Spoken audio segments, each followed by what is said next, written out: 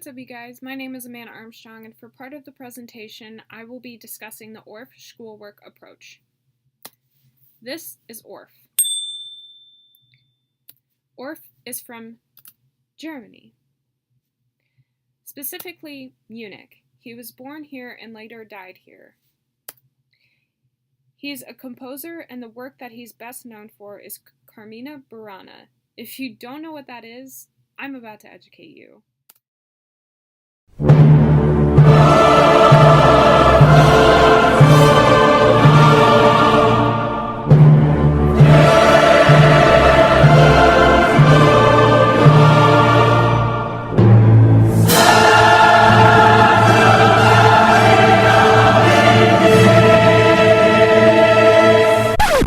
But that's not all what ORF did. You see these, the things that are just collecting dust in the back of your music classrooms? ORF did that. But you can't take all the credit, Carl. This is Gunlad Keetman, a teacher, and she was ORF's partner, and together they created the ORF schoolwork approach. But what is it? It uses the nature of children's play and behavior and incorporates the music and movement to enhance musical inheritance. Genius, right? The philosophy behind ORF is to awaken and begin development of the potential musicality in all human beings. The tonal and topical content is to come from the child's surrounding folk tradition. Rhythm drawn from the child's native language forms the foundation. The schoolwork approach provides a pedagogical model that enables hands-on music making by participants of whatever age or experience level. Let's get into the activity components. There are 5. The first one, speech. Speech involves sayings and rhymes, and there are also games that are made out of them. The second is rhythm. With this, it adapts the feeling of a steady beat. Activities help incorporate beat patterns. The third is singing. Singing involves songs that provide the ability to sing and give a general idea of tonal relationships. The fourth is movement.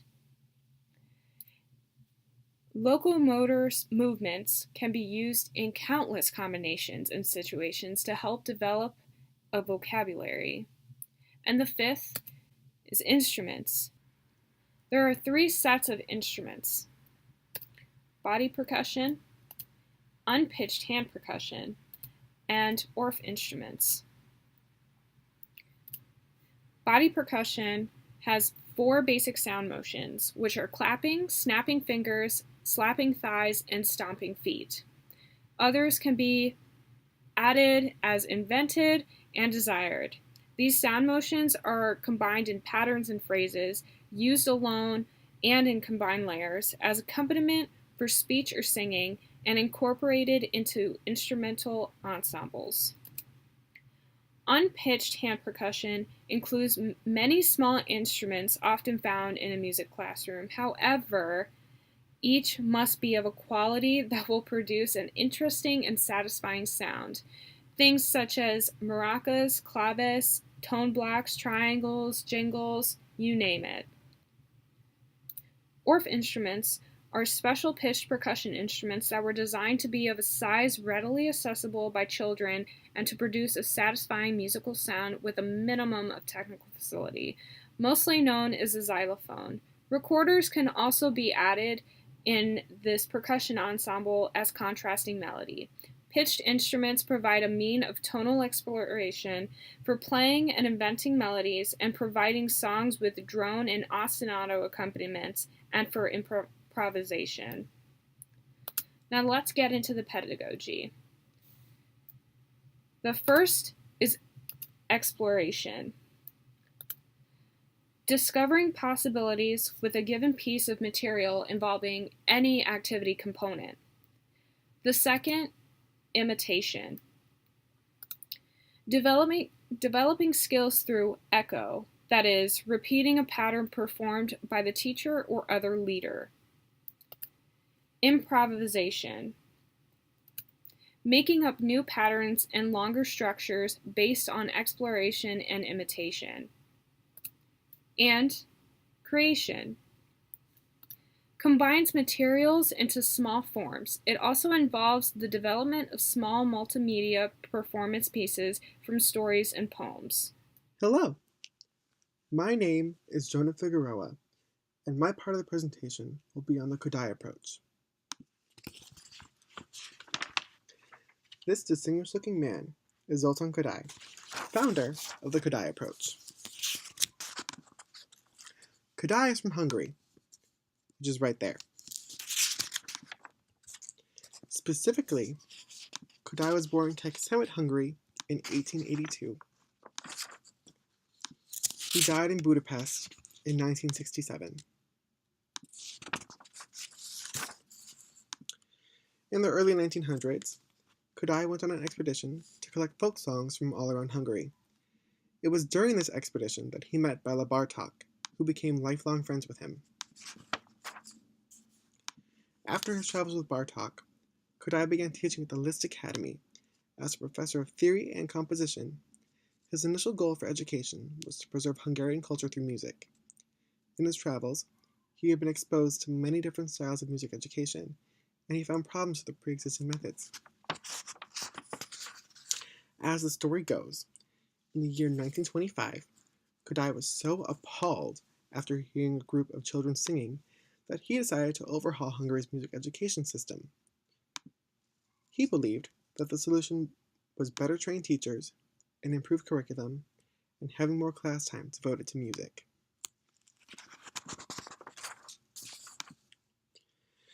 Kodály's dedication to changing music education led him to the creation of new curricula and new teaching methods. He believed in the importance of heritage and culture in music education. All of those folk songs he learned during his travels were developed into a system of integrating the singing of folk songs in the child's mother tongue. In 1945, Kodály's work was applied by the Hungarian government.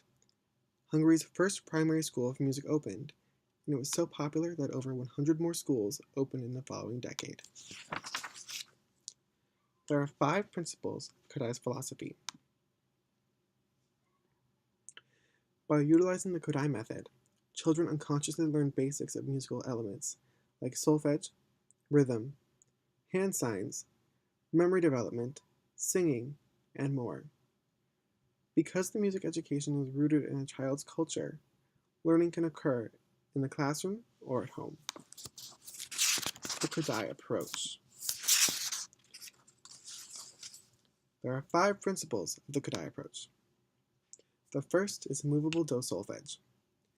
Using solfege to teach pitch and performance skills ensures that musicians have a natural and instinctive understanding of the notes that they hear. The second supplements the first. Hand signs for movable do solfege. Hand signs provide a visual aid for the solfege syllables. The height of the hand corresponds with each pitch. Hand signs reinforce the power of solfege. The students associate each pitch not only with the syllable, but with a specific hand sign made at a specific level. Third principle is rhythm. Kodály exercises encourage the participants to orally, visually, and physically engage with the rhythms that they're playing. Note values are counted out loud with assigned syllables that sound like the rhythms they spell out. Kodály students learn to speak and sing rhythmic patterns using specific syllables and develop a framework for the understanding and performing rhythm accurately. The fourth is creativity. By utilizing these systems of understanding pitch and rhythm, the young musician is empowered to be creative and confident in music. An example would be improvising a melody. The fifth aspect and fifth principle is collaboration. The Kodály approach is a very human and social approach, and it's one that involves plenty of collaboration. Examples include clapping games where the rhythms interact, or providing a sung accompaniment while the other student improvises a melody. There are a few similarities between Kodály and Orff. Here's Zoltan Kodály again, and here's a picture of Carl Orff. They both believe that music education should be social and rooted in students' heritage and culture. They both have an element of play in their pedagogy. They also have a shared motto: experience first, contextualize second.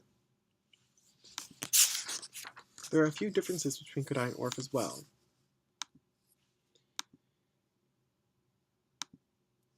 Kodály uses existing music as a basis, while Orff is more improvisational. Kodály is vocally oriented, with a focus on sight singing and sight reading, versus Orff's body instrumentation and percussive elements with an emphasis on rhythmic development and improvisation. It can be said that Kodály is more grounded in theory and is geared towards ear training.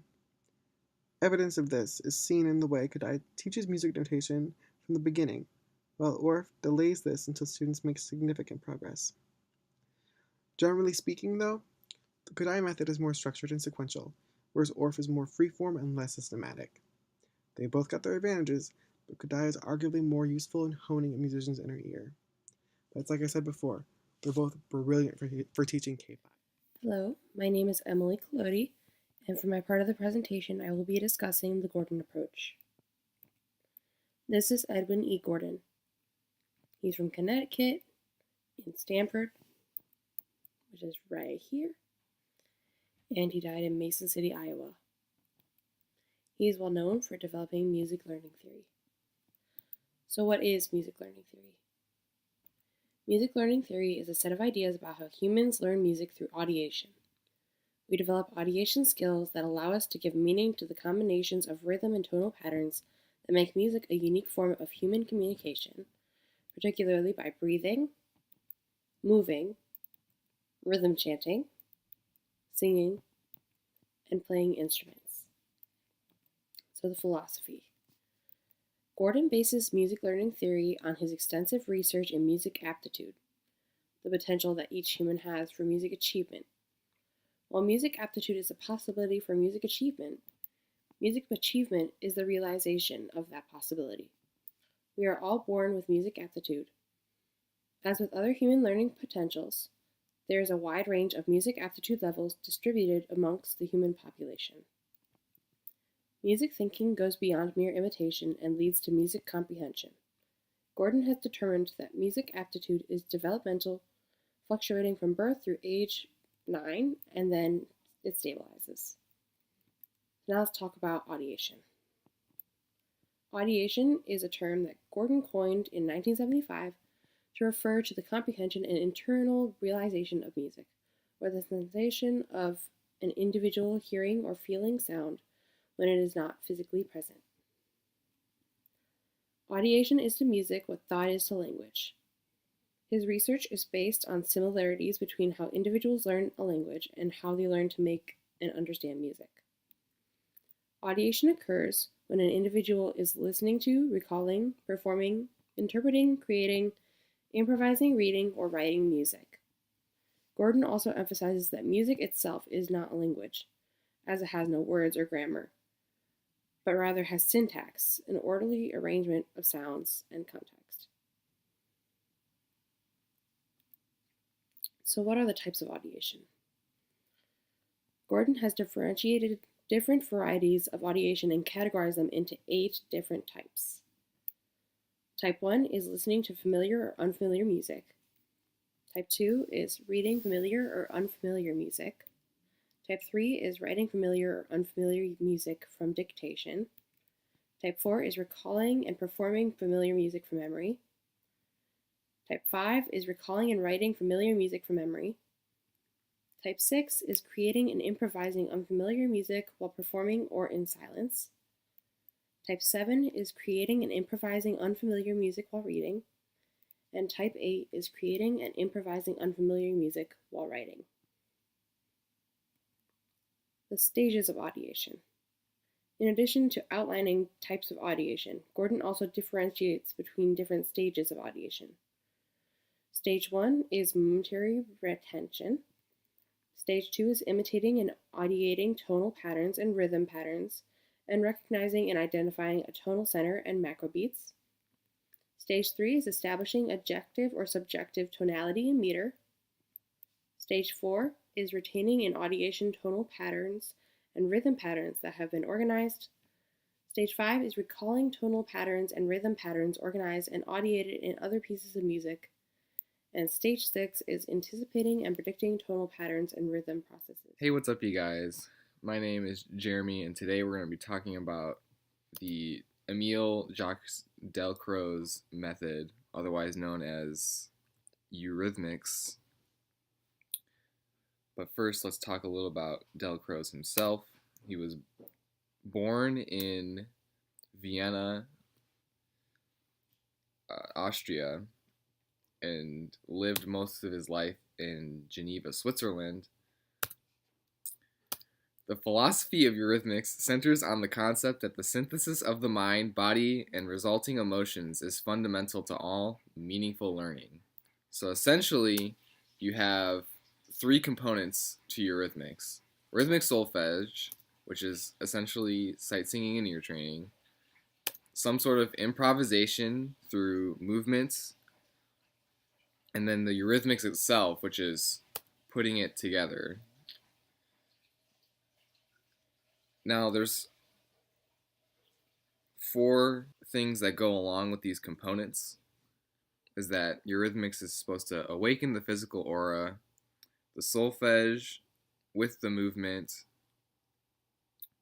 is supposed to work expressively with musicality and enhance intellectual understanding. Music may be experienced through speech, gesture, and movements, and humans learn best when learning through multiple senses.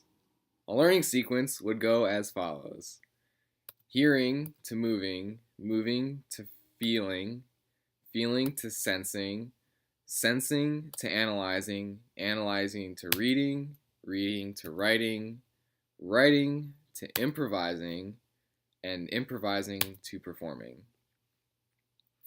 While in a single class, participants do not experience all of these actions in one lesson, but move throughout the various levels of a sequence in a given class. A typical introductory lesson involves activities or games that require total mental and kinesthetic awareness, while intermediate eurythmics lessons can address more complex things like polymeters, polyrhythms, canon, tension, relaxation, breathing, conducting, counterpoint, and all the interactions of anacrusis, crusis, and metacrusis. And then this whole idea of plastique animé, or just plastique, which is the accumulating experience or performance in our eurythmics class. It combines all the skills addressed throughout the class and from previous rhythmic experiences into expressive embodiment of the music through individual or group movements.